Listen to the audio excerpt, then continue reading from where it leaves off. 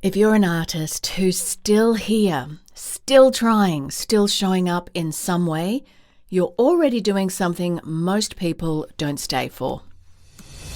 Welcome to the Healthy, Wealthy, Wise Artist podcast, where artists of all kinds come to fuel their passion, sharpen their skills, and thrive in their creative lives.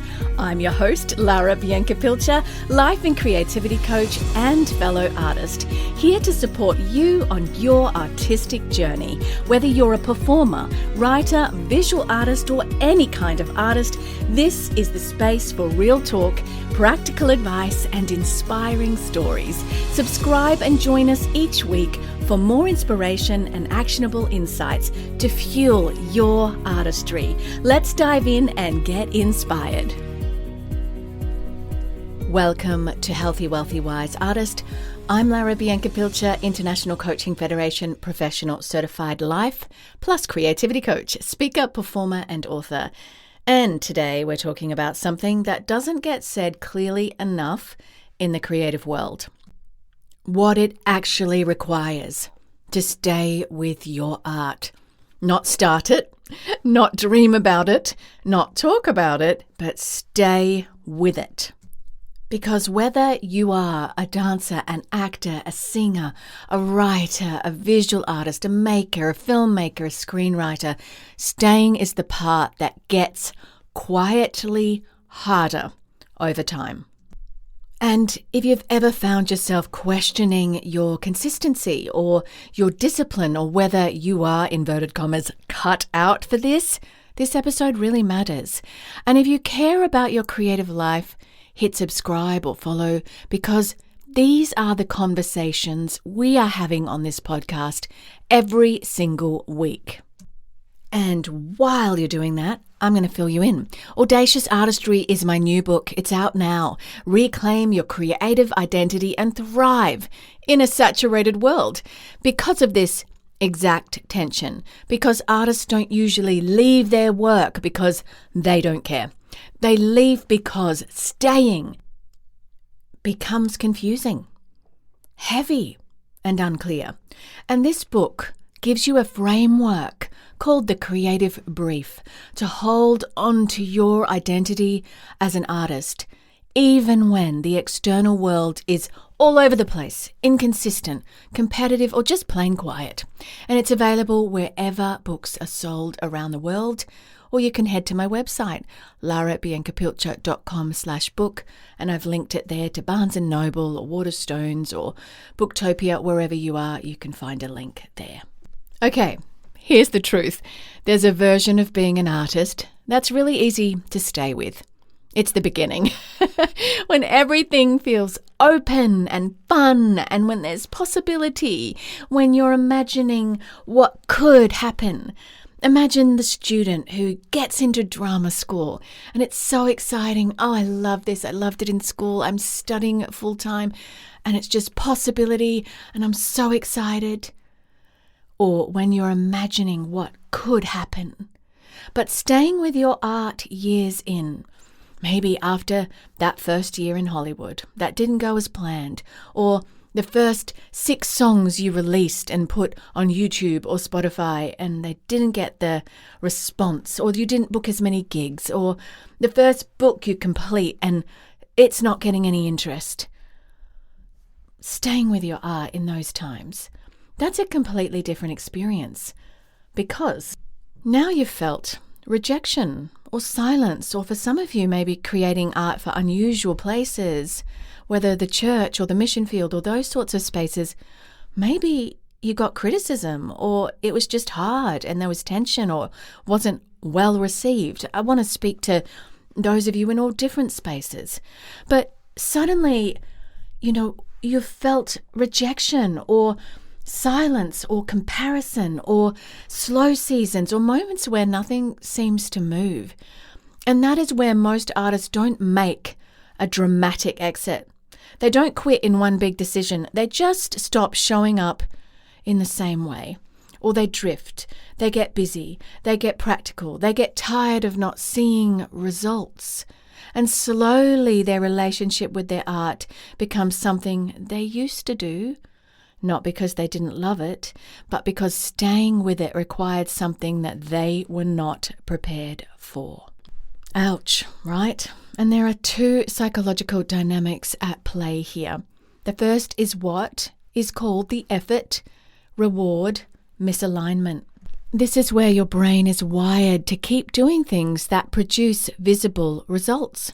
So when you're putting in effort and training and creating or auditioning or writing or sharing or posting your art, and the reward is inconsistent or it's invisible, your brain starts to question the behavior. It's not because what you're doing's wrong, it's just because it's uncertain.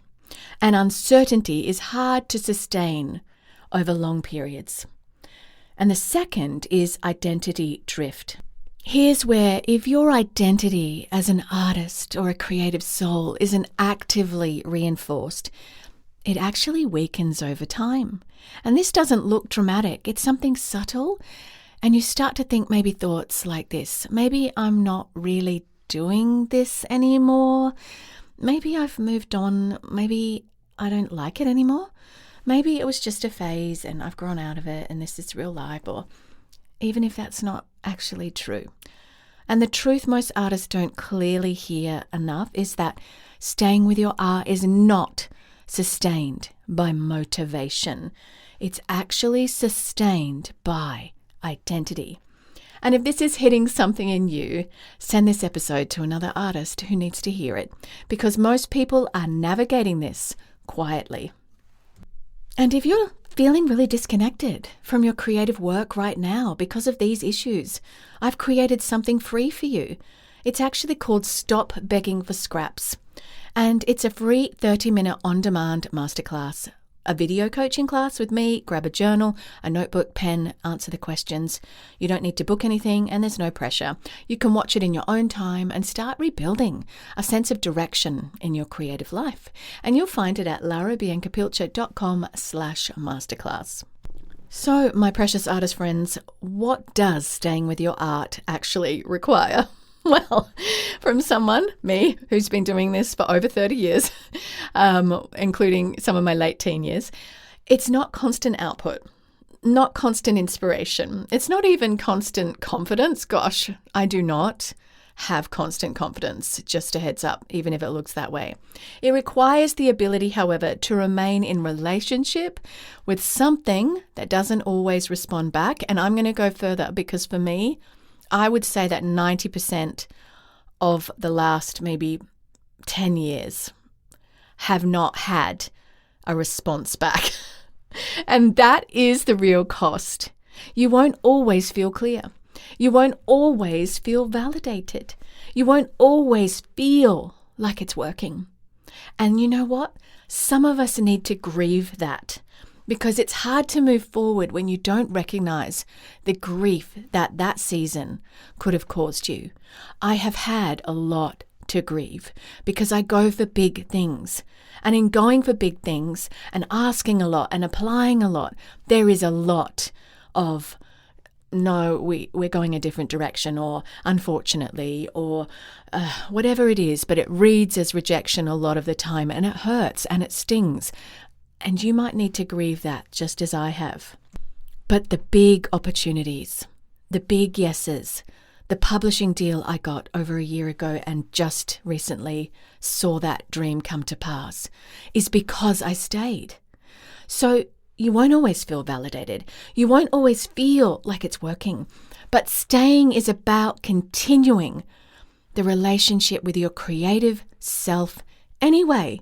And this is where we need to shift the way we think about commitment, because commitment in the creative world isn't about pushing harder.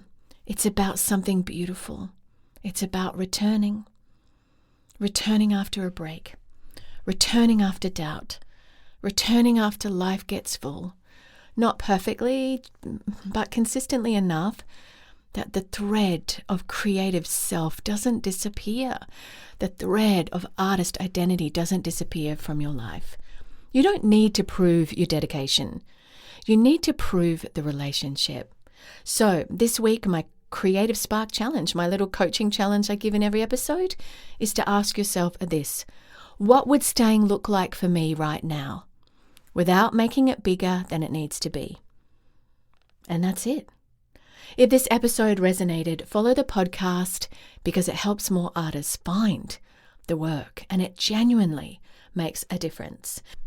And if you haven't already yet, go back and listen to a previous episode that speaks to the season that you're in. I've done coaching episodes on so many themes, from perfectionism to comparison. Go back, find something. Let this be something you stay with. Let your creative identity be something you return to, not just something that you hear once, because your creative identity isn't built in just big moments. It's actually the ability to quietly return over and over again. This work is part of Creative Restoration International, the not-for-profit work that I founded about a year ago. And if this is meaningful to you, consider becoming a monthly supporter. You can do that by heading to creativerestorationinternational.com. And we have a second program. It's the Marriage Restoration Program. And if you're interested in the relationship side of life as well, having the best marriage you can, the best relationship, listen to Marriage, Intimacy and Healing with Andrew and Lara, that's my husband, where we talk about connection, communication, and what it actually takes to sustain a long-term relationship. And we're with you on the journey.